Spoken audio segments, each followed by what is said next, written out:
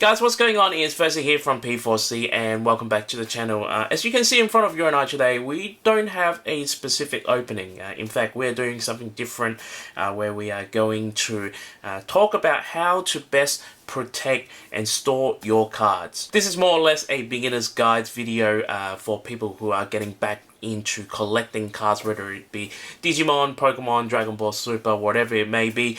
I hope this particular video would help you guys out. In this particular video, we're going to talk about sleeves, which you can see right in front of you and I. We're going to talk about card savers versus top loaders, and lastly, we're going to talk about binders.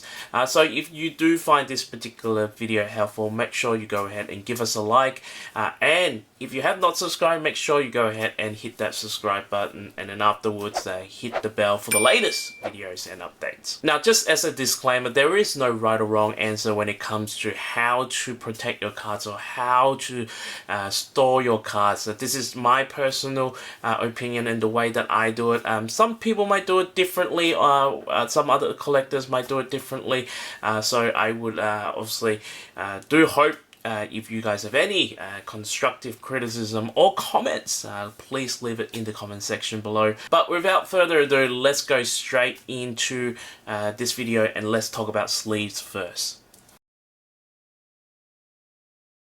Now, in terms of sleeves or penny sleeves, whatever you want to call them, there are tons of them out there, and there are just so many that you can use. You can go to any card store and you can grab them.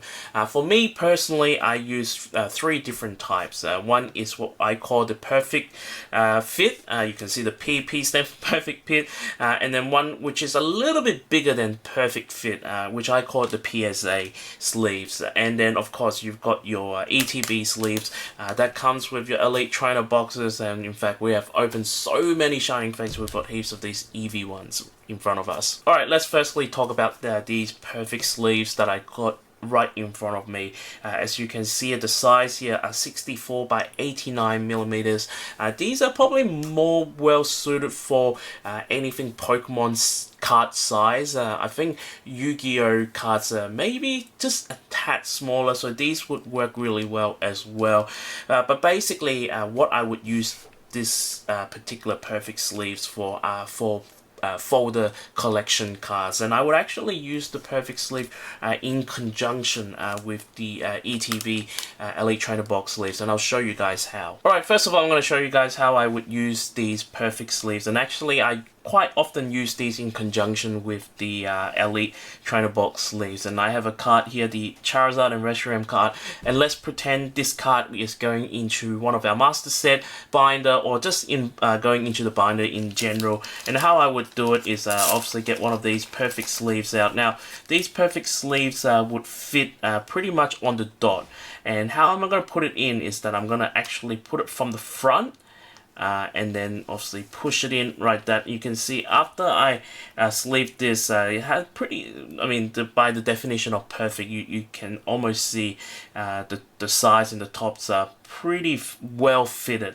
And then after that, I was use a ETB sleeves right here, pull one out like this, and then I would put in it like that from bottom to top. Now by the way I've done this, this card you can say is fully protected in a way that because when I put the perfect sleeves up, the bottom is open. When I slide it into the ETB, now all openings well enclosed, because you can say, oh, the opening you can see at the top here, but in fact we've got the perfect sleeves here, and that was the bottom of it. So by doing so, hopefully we won't be able to get any moisture, or if you live in humid areas or a region like myself, we're hoping that the humidity won't get into the card, and which causes the card to bend. Now for what I call the PSA sleeves, you can see the measurements here is 66 by 91, so it is slightly bigger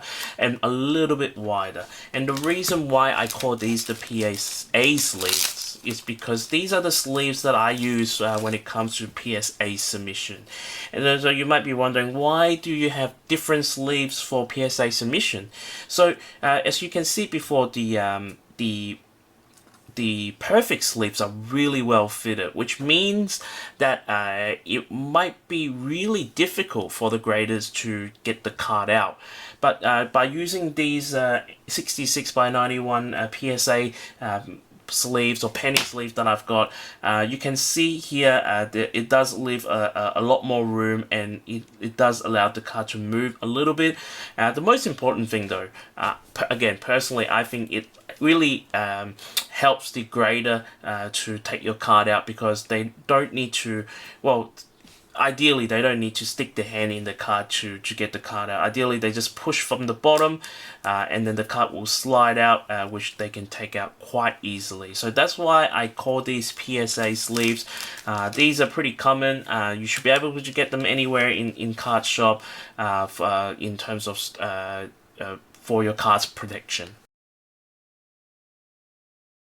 Now, for those who do not collect binders of cards and whatnot, and only really like to collect single cards, in terms of storage-wise, there's two options here. So one is on my left, which is the top loader, and the second one is the card saver ones that I've got, which is also called a semi-rigid sleeve, so to speak. Now, when I go into a process of opening up cards, and then after I open cards and sleeve them up, if the cards are actually going into a PSA submission, I would actually firstly put it in a top loader first, and I'll show you guys how I do it.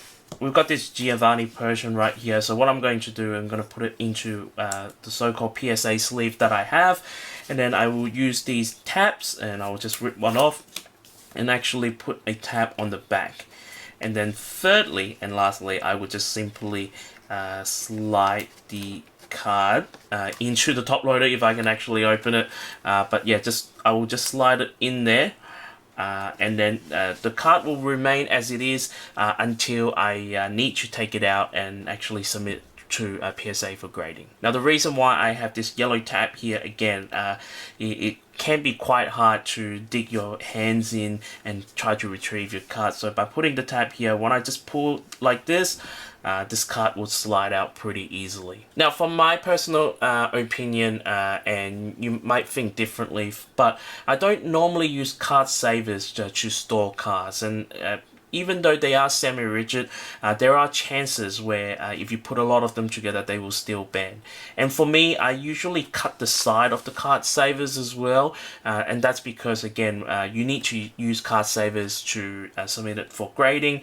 I found it when you cut to the side, or cut on the side, it's much easier for you to put the card in and just slide it in.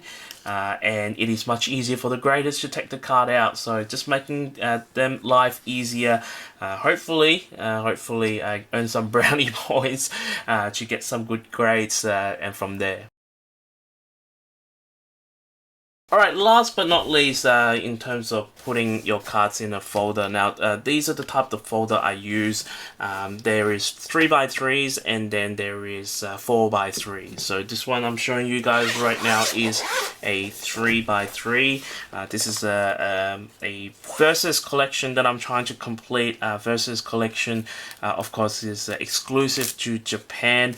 And then also within this folder, I'm trying to complete the Neo Destiny in Japanese as well. But what I wanted to show you guys, though, let's go to a blank page, is why do I use these folders. Now, the reason why I use these folders is because you enter, or you put your card in from the side and not from the top. And what happens again, I want complete closure of the cards, so hopefully we can prevent dust, we can prevent moisture, whatever it is, from damaging the card. So by sliding it like this, we now have closure on the top, and of course this card already have closure on the side. So this is why I choose to use this type of folders.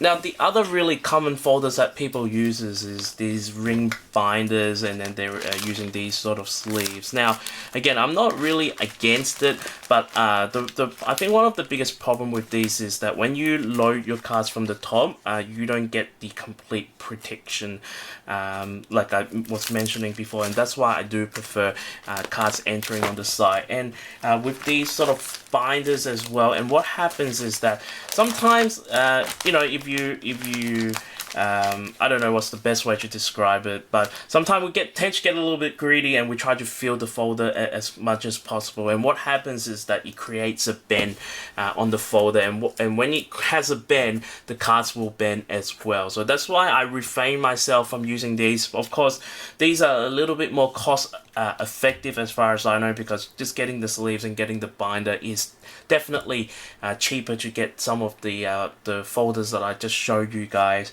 But if it's if you want to better protect your cards, I would definitely recommend a zip up side entry binder there. Alright guys, there you have it. Just a quick video today, a beginner's guide on how to protect and store your cards. If you have any questions, queries, please let us know in the comment section below. As well, if you have any other innovative method in terms of protecting and storing your cards, let us know in the below comment section as well. Again, if you enjoyed this video, please smash that like button. While you're at it, make sure you hit that subscribe button, and then afterwards hit the bell for the latest videos and updates. We are waiting for a package to come from Japan, hopefully later this week, so we can show you guys what we're going to do with it. In the meantime, may the God of Pools be with you always.